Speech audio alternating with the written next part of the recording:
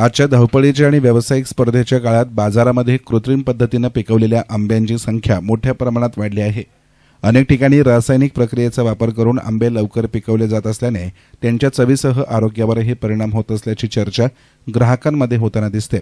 अशा परिस्थितीत शेवगाव येथील संजय काथवटे यांनी मात्र आजही पारंपरिक आणि नैसर्गिक पद्धतीनं आंबे पिकवण्याची परंपरा जपली आहे।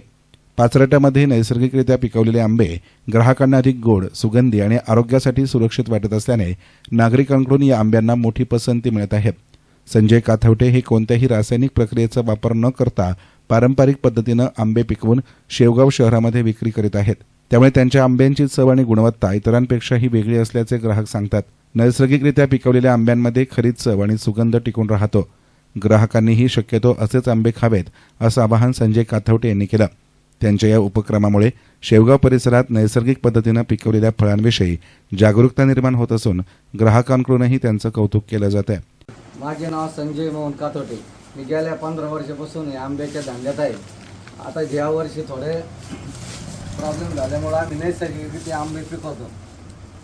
हे आंब्याला भरपूर मागणी आहे। लोक इथे येऊन आंबा घेऊन जातात आणि 100% नॅचरल पद्धतीने पिकवलेला आहे पाचरटामध्ये।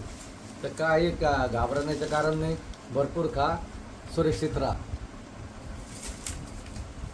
एसएन मीडियासाठी प्रतिनिधी संदीप देहड्राय, शेवगाव।